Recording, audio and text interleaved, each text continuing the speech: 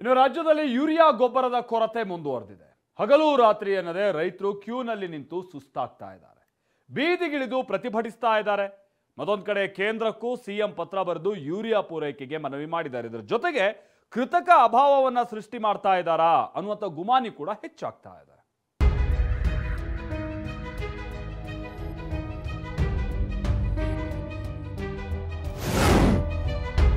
ರಾಜ್ಯದಲ್ಲಿ ಜೋರಾಯಿತು ಯೂರಿಯಾ ಗೊಬ್ಬರದ ಅಭಾವ, ಬಿತ್ತನೆಗೆ ಸಂಕಷ್ಟ.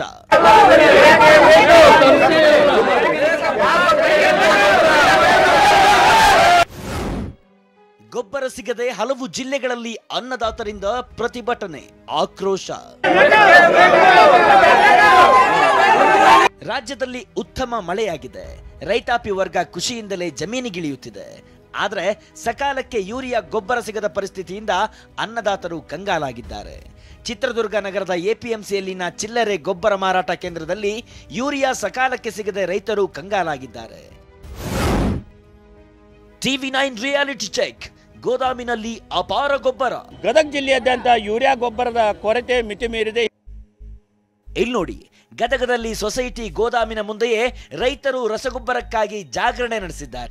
ಇನ್ನು ಟಿವಿ9 ರಿಯಾಲಿಟಿ ಚೆಕ್ ನಲ್ಲಿ ಗದಗದ ಹಲವಾಗ್ಲಿ ಮತ್ತು ಸನ್ಸ್ ಗೋದಾಮಿನಲ್ಲಿ ಅಪಾರ ಪ್ರಮಾಣದ ಗೊಬ್ಬರ ಸ್ಟಾಕ್ ಇರೋದು ಪತ್ತೆಯಾಗಿದೆ.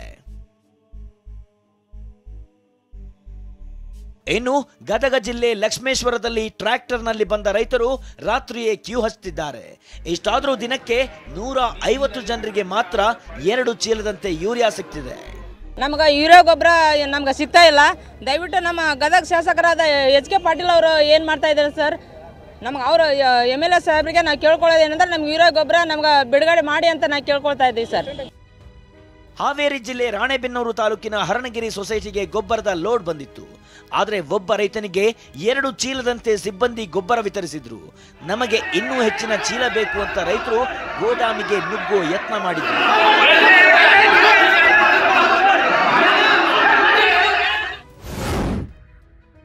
ಕೇಂದ್ರ ಸಚಿವ ನಡ್ಡಾಗೆ ಸಿಎಂ ಪತ್ರ, ಗೊಬ್ಬರ ಪೂರೈಕೆಗೆ ಮನವಿ. ಮತ್ತೊಂದೆಡೆ ಕೇಂದ್ರ 87,000 ಮೆಟ್ರಿಕ್ ಟನ್ ರಸಗೊಬ್ಬರ ಬಾಕಿ ಉಳಿಸಿಕೊಂಡಿದ್ದು, ಆದಷ್ಟು ಬೇಗ ಬಾಕಿ ಉಳಿದಿರುವ ಗೊಬ್ಬರ ಪೂರೈಕೆ ಮಾಡುವಂತೆ ಕೇಂದ್ರ ರಸಗೊಬ್ಬರ ಸಚಿವ JP ನಡ್ಡಾಗೆ ಸಿಎಂ ಸಿದ್ದರಾಮಯ್ಯ ಸುದೀರ್ಘ ಪತ್ರ ಬರೆದು ಮನವಿ ಮಾಡಿದ್ದಾರೆ.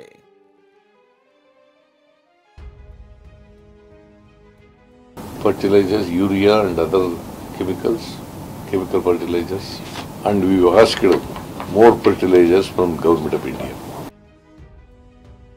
ರೈತರು ಈ ಬಾರಿ ಹೆಚ್ಚುವರಿ 5 ಲಕ್ಷ ಹೆಕ್ಟರ್ ಪ್ರದೇಶದಲ್ಲಿ ಬಿತ್ತನೆ ಮಾಡಿದ್ರಿಂದ ಕೊರತೆಯಾಗಿದೆ.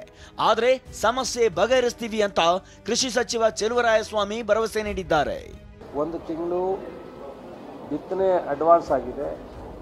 ಮತ್ತೊಂದು 2 ಲಕ್ಷ ಜೋಳ ಏರಿಯಾ ಜಾಸ್ತಿ ಆಗಿದೆ. 3ನೇ ಪ್ರಾಬ್ಲಮ್ಮು, ಜನರು ಸಹ ರೈತರು ಆಗಸ್ಟು ಸೆಪ್ಟೆಂಬರ್ನಲ್ಲಿ ಬೇಕಾಗ್ತಕ್ಕಂಥ ಗೊಬ್ಬರನೂ ನಿರೀಕ್ಷೆ ಮಾಡಿ ಇವತ್ತೇ ನಾಳೆ ಸಿಗುತ್ತೋ ಇಲ್ವೋ ಇವತ್ತೇ ತಗೊಳ್ಳೋಣ ಅನ್ನೋ ಒಂದು ಆತಂಕದಿಂದ ಕೆಲವು ಅಂಗಡಿಗಳ ಹತ್ರ ಅಥವಾ RSK ಹತ್ರ ಸೊಸೈಟಿಗಳ ಮುಂದೆ ಜನರು ಹೋಗ್ತಾ ಇದ್ದಾರೆ. ರೈತರಿಗೆ ನಾನು ರಿಕ್ವೆಸ್ಟ್ ಮಾಡೋದಂದರೆ, ಶಕ್ತಿ ಮೀರಿ ಯಾವುದೇ ಗೊಂದಲ ಇಲ್ಲದೆ ಇವತ್ತೇನು ಕೊಡಬೇಕೋ, ಆಗಸ್ಟ್ ಏನು ಕೊಡಬೇಕೋ, ಸೆಪ್ಟೆಂಬರ್ ಏನು ಕೊಡಬೇಕೋ ನಾವು ಕೊಡ್ತೀವಿ. ಪ್ರತಿ ವರ್ಷಕ್ಕೆ ಹೋಲಿಸಿದ್ರೆ ಈ ವರ್ಷ ಯೂರಿಯಾ ಗೊಬ್ಬರದ ಕೊರತೆ ಭಾರಿ ಪ್ರಮಾಣದಲ್ಲಿ ರೈತರನ್ನ ಕಾಡ್ತಿದೆ. ಇದಕ್ಕೆ ಸರ್ಕಾರ ಆದಷ್ಟು ಬೇಗ ಕ್ರಮ ಕೈಗೊಂಡು ರೈತರ ಪರದಾಟ ತಪ್ಪಿಸಬೇಕಿದೆ. Bureau report, ಟಿವಿ9.